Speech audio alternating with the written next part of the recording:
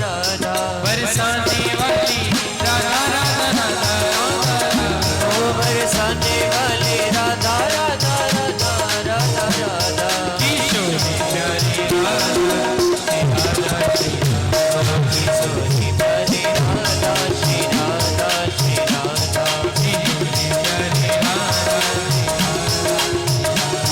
किशोरी प्यारी राधा श्री राधा श्री राधा बरसाने वाली राधा राधा राधा राधा ओ बरसाने वाली राधा राधा राधा राधा राधा किशोरी प्यारी राधा राधा राधा राधा किशोरी प्यारी राधा राधा राधा राधा राधा हमारी प्यारी राधा श्री राधा हमारी प्यारी राधा श्री राधा श्री राधा श्री राधा श्री राधा श्री राधा श्री राधा श्री राधा श्री राधा श्री राधा श्री राधा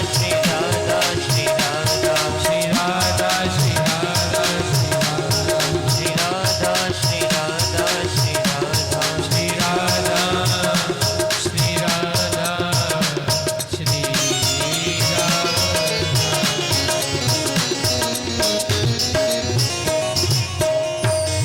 बोलो कृष्ण कन्हैया लाल की जय।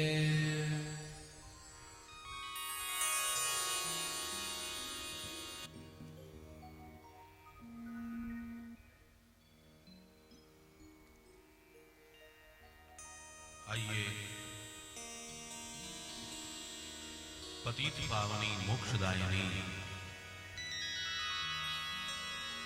श्रीमद् भागवत कथा में हम प्रवेश करें।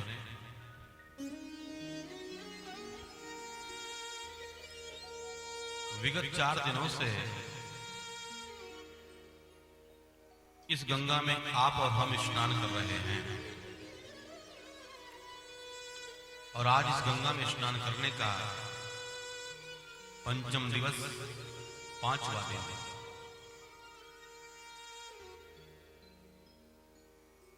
मां गंगा के पावन तट पर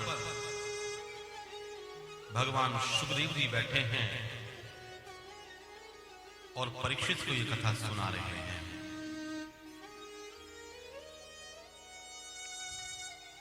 और परीक्षित भी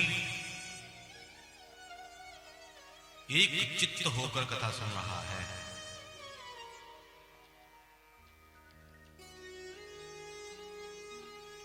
सुखदेव भगवान परीक्षित को जो कथा सुना रहे हैं पूरे मन से कथा सुना रहे हैं।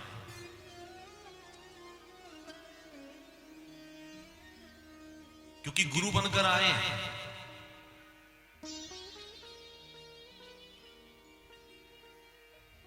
गुरु का अर्थ क्या होता है? 2 शब्द होते हैं गुरु के अंदर, गु और रु।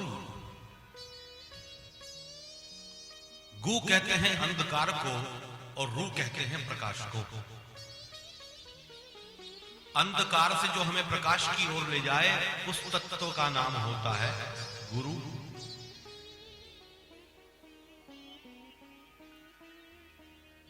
हमारे जीवन में अंधकार था, लेकिन जब से गुरुदेव का सानिध्य प्राप्त हुआ तब से प्रकाश भर जाता है।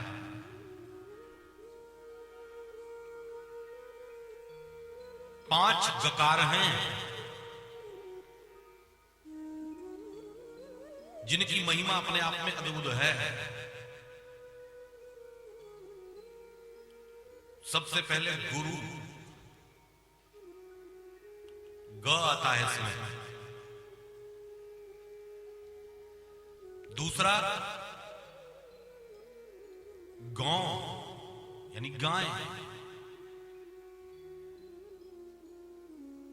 अखिल विश्व की मां है गाय। तीसरा गंगा। चौथा गायत्री। और पांचवा गीता। 5 गकार हैं।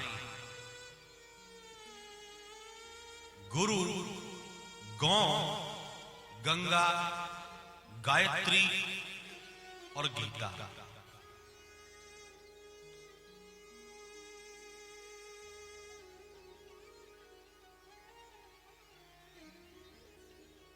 सुखदेव भगवान बता रहे हैं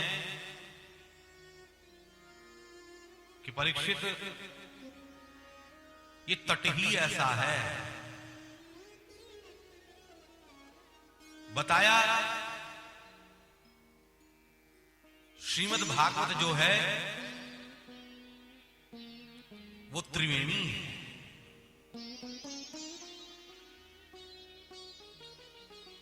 तीन नदियों से संबंध है श्रीमद् भागवत का।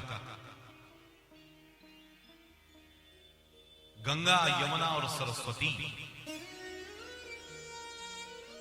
तीनों नदियों से संबंध रखती है श्रीमद् भागवत। परीक्षित ने पूछा कि कैसे?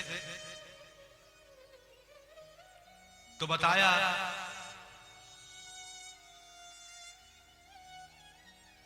कि यमुना के तट की लीला को वेद व्यास जी ने, भगवान कृष्ण ने यमुना के तट पर जो लीला की है, वेद व्यास जी ने सरस्वती के तट पर बैठकर श्रीमद् भागवत को लिखा। लिखा क्या कि जो भगवान ने यमुना के तट पर लीला की। तो दो नदियों से संबंध हो गया। लेकिन जब भागवत गाने की बारी आई, भागवत सुनाने की बारी आई, तो यमुना का तट नहीं, सरस्वती का तट नहीं, सुखदेव भगवान ने मां गंगा के तट का चयन किया। तो तीन नदियों से संबंध हो गया श्रीमद् भागवत का, इसलिए ये त्रिवेणी है। ज्ञान यज्ञ है ये।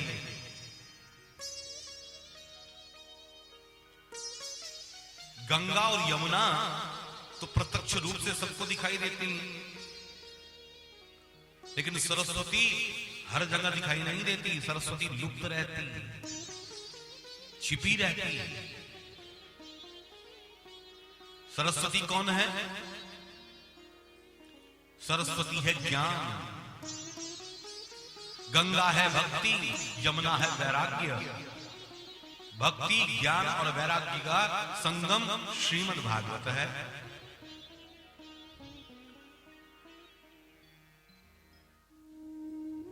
भक्ति, ज्ञान, वैराग्य का संगम है श्रीमद् भागवत। इसलिए त्रिवेणी है, यह प्रयाग है।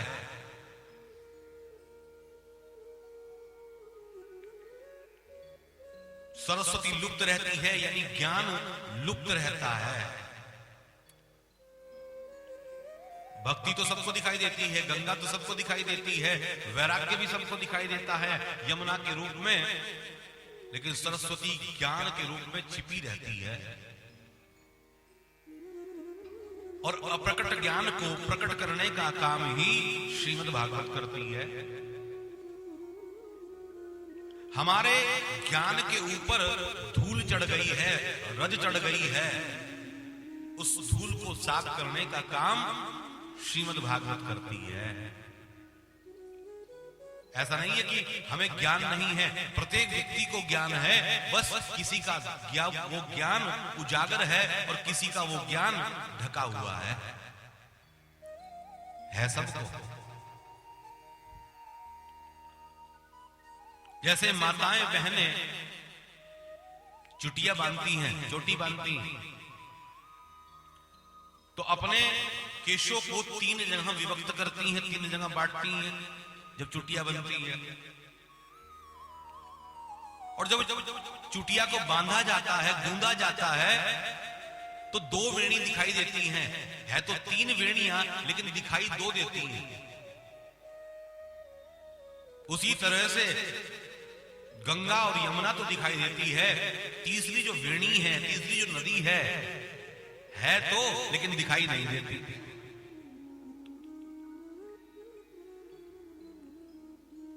तो भक्ति, ज्ञान और वैराग्य का संगम श्रीमद् भागवत। ज्ञान यज्ञ है। श्रीमद् भागवत ज्ञान यज्ञ। अंतर इतना है, इस यज्ञ में अग्नि नहीं दिखाई दे रही। इस यज्ञ में कोई समिधा नहीं है, कोई शाकल्य नहीं है। भागवत के जो श्लोक है वही इसकी अग्नि है।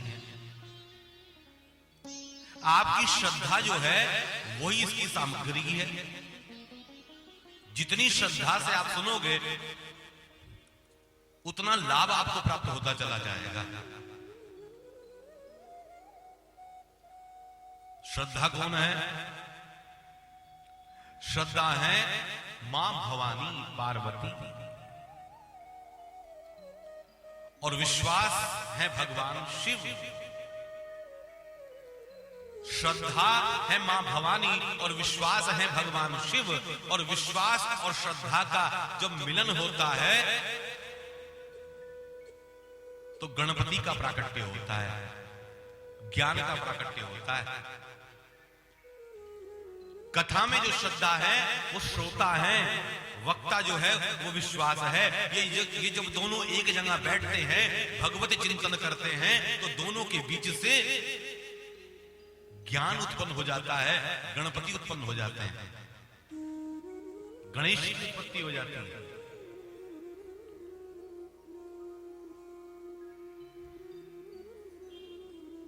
भवानी शंकरौ वंदे श्रद्धा विश्वास रूपिणो। भवानी शंकरो वंदे श्रद्धा विश्वास रूपिणो। श्रद्धा और विश्वास एक साथ रहते हैं, लेकिन श्रद्धा कभी कभी समाप्त हो जाती है। भगवान शिव तो अजन्मे है ना, विश्वास तो अजन्मा होता है। विश्वास का जन्म थोड़ा ही होता है, भगवान शिव का जन्म थोड़ा ही होता है, वो तो